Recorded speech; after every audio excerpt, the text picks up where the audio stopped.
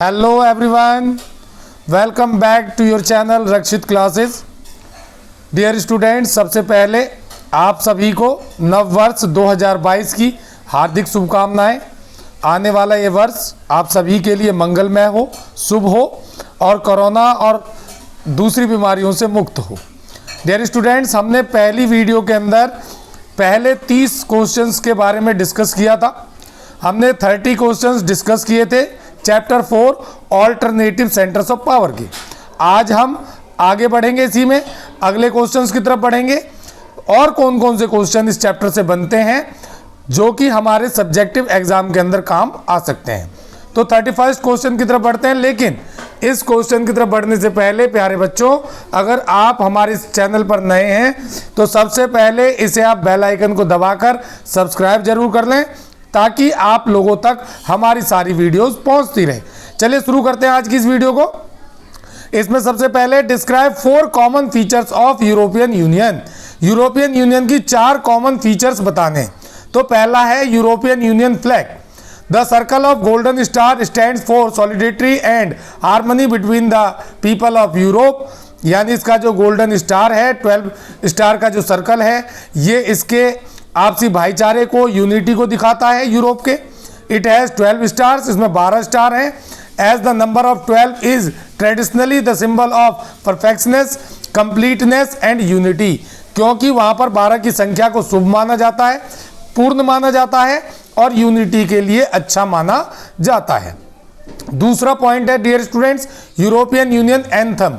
यानी और the joy जो इनका एंथम है is the national anthem of European Union which is also referred as the European anthem. ये जो इनका एंथम है इसे यूरोपियन एंथम के नाम से भी जाना जाता है। थर्ड पॉइंट है डियर स्टूडेंट्स, ईयू करेंसी यानी यूरोपियन यूनियन की currency. The Maastricht Treaty created the common European currency the euro.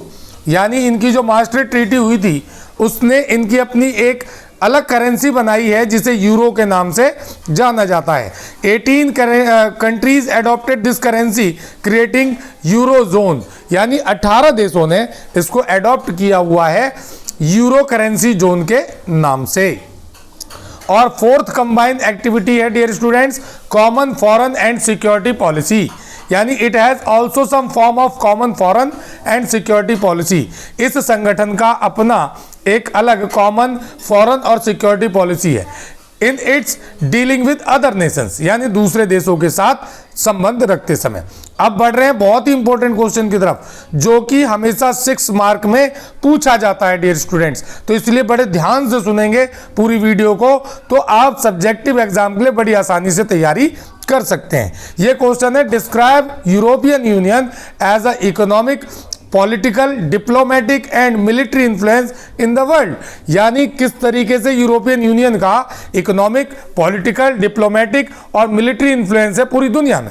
इसी क्वेश्चन को दूसरे तरीके से पूछा जा सकता है डियर स्टूडेंट्स कि describe the factors which makes European Union as the world's most powerful organisation. वो कौन से कारण है जो यूरोपियन यूनियन को दुनिया का सबसे शक्तिशाली संगठन बनाता है।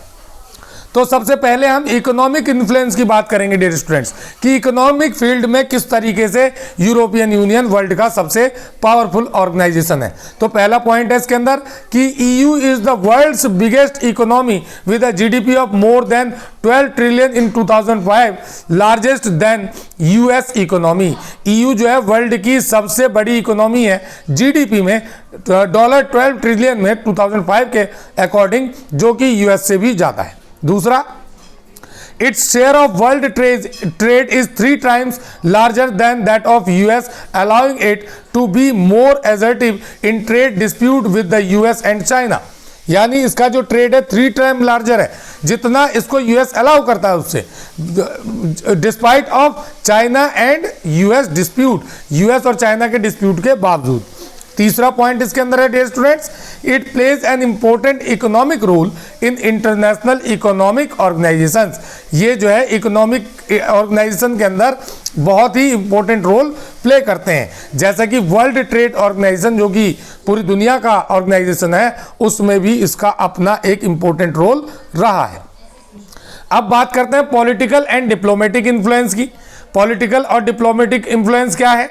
तो the two members of European union Britain and France hold permanent seat in UN security council, यानी ब्रिटेन और फ्रांस जो कि ईयू के भी मेंबर हैं और यूएनएससी में भी इनका परमानेंट सीट है जो इनको पावरफुल बनाता है। दूसरा है the EU include several non permanent members in UN के अंदर इनके कई नॉन परमानेंट मेंबर्स भी हैं जो इसके सदस्य हैं।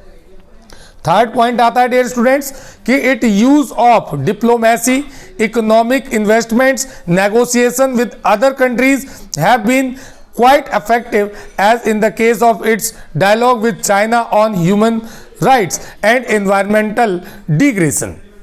यानी ये इसके जो कंट्रियां हैं, इट यूज ऑफ डिप्लोमेसी, ये डिप्लोमेटिक रूप में, इकोनॉमिक रूप में और इन्वेस्टमेंट नेगोशिएशन जो है उस रूप में काफ़ी सक्सेसफुल रहा है, भले ही चाइना के साथ ह्यूमन राइट्स और इन्वायरमेंटल डिग्रेडेशन पर अलग थलग रहा हो। थर्ड पॉइंट है the EU has evolve over times from an economic union to be increasingly political one, यानी कई बार इसने अपनी इन्वॉल्वमेंट इस चीज़ में भी दिखाई है कि ये केवल एक इकोनॉमिक ऑर्गेनाइजेशन नहीं है बल्कि ये एक पॉलिटिकल ऑर्गेनाइजेशन के तौर पर भी उभर कर सामने आ रहा है। फोर्थ पॉइंट है इसमें the EU has started to act as more as a nation state, ये एक राष्ट्र राज्य के तौर पर काम कर रहा है। It has its on flag, इसका अपना राष्ट्र झंडा है, एंथम है, फाउंडिंग डेट है और करेंसी है euro. It has also some form of a common foreign and security policy, इनकी अपनी कॉमन फॉरेन और सिक्योरिटी पॉलिसी भी है in its dealing with other nation, दूसरे देशों के साथ डीलिंग करते समय। तीसरा पॉइंट है dear students military influence. Military influence में हम ये कहेंगे कि military the EU's common combined arm force are second largest in the world and Britain and France also have nuclear arsenal of approx 550 nuclear wars ahead, यानी इसकी military जो है world की सेकेंड सबसे लार्जेस्ट मिलिट्री है और Britain और France के वेपन्स मिलाकर इनके पास कुल मिलाकर 550 न्यूक्लियर वेपन्स हैं। इसके अलावा it has also the world's largest most important source of space and communication technology, इनके पास दुनिया की सबसे अत्याधुनिक स्पेस और कम्युनिकेशन की टेक्नोलॉजी है। तो ये चीज़ें हैं जो दिखाती हैं कि यूरोपियन यूनियन जो है वर्ल्ड का सबसे पावरफुल ऑर्गेनाइजेशन है। अब आते हैं कि मेंशन द लिमिटेशन और odds which mar the ability of EU to challenge US, यानी कौन सी लिमिटेशंस हैं, ऑड्स हैं जो कि इसे चैलेंज का सामना करना पड़ता है US के सामने। तो सबसे पहला है नो कॉमन कॉन्स्टिट्यूशन, कमियां पूछी जा रही है यहाँ पर डियर स्टूडेंट्स EU की। तो पहला है no common constitution, it has failed to evolve a common constitution, इनका अपना कोई कॉन्स्टिट्यूशन नहीं है। दूसरा पॉइंट है clash pertaining to foreign relations, foreign relations में भी कई जगह क्लैश होता है। In many areas there are clash pertaining to foreign relation and defence policy of member as the member state have their own foreign relations, क्योंकि कई देशों के अपने रिलेशंस हैं दूसरे देशों के साथ, इस रीजन से दोनों में क्लैश होता है। And defence policy that are often odd with each other, और कई बातों पर डिफेंस पॉलिसी को लेकर भी आपस के देशों में खटपट होती है। इसके अलावा opposition to the maastricht treaty, maastricht treaty को भी अपोज किया है देशों ने। डेनमार्क और Sweden has restricted the maastricht treaty and adoption of euro as common currency, Denmark और स्वीडन ने यूरो को कॉमन करेंसी मानने से मना कर दिया था। इसके अलावा फोर्थ पॉइंट आता है dear students euro scepticism in Europe, the integration agenda also its limit the euro's ability, ये EU की एबिलिटी को भी जो है कम करता है। For example former PM Margaret Thatcher kept UK out of European market, जो पहले PM थे UK के मार्गरेट थ्रेचर, उन्होंने यूरोपियन मार्केट से UK को बाहर यानी यूनाइटेड किंगडम को बाहर रखा था। अगले क्वेश्चन की तरफ बढ़ते हैं। What do you mean bye ASEAN, describe it's flag and it's motive, यानी यूरोपीय आसियान क्या है, इसके फ्लैग के बारे में बताना है। तो the full form of ASEAN is Association of South East Asian Nations. इसका जो पूरा नाम है Association of South East Asian Nations है, और it is a geo political and economical organisation.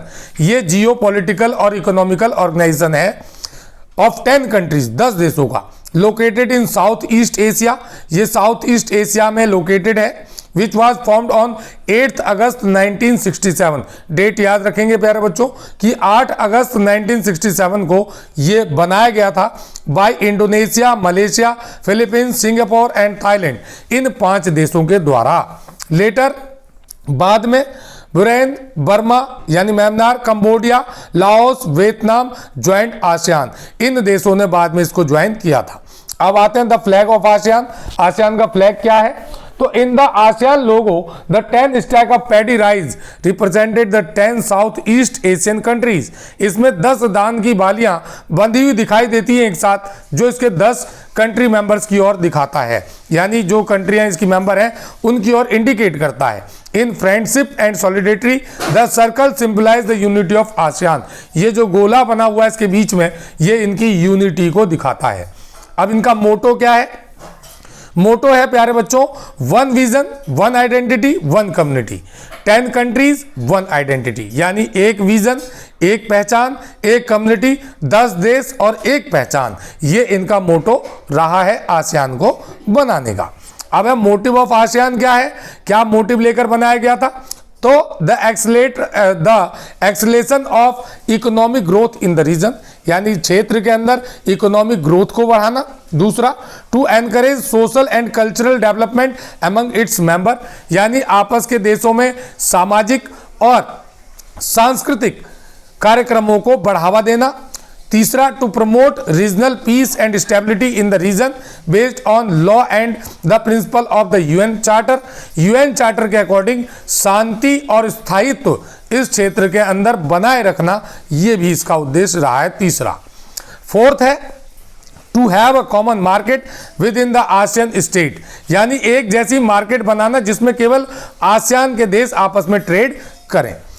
Fifth point रहा है to encourage discussion over conflicts, यानी किसी भी विवादों का बातचीत के जरिए हल निकाला जाए। इसके अलावा छठा पॉइंट रहा है इसमें आसियान वे, तो it is a form of interaction among the ASEAN members. ये एक ऐसा तरीका है जिससे कि सभी देशों के बीच आपस में सामंजस्य बनाए रखा जा सके। That is informal, non confrontationist and cooperative.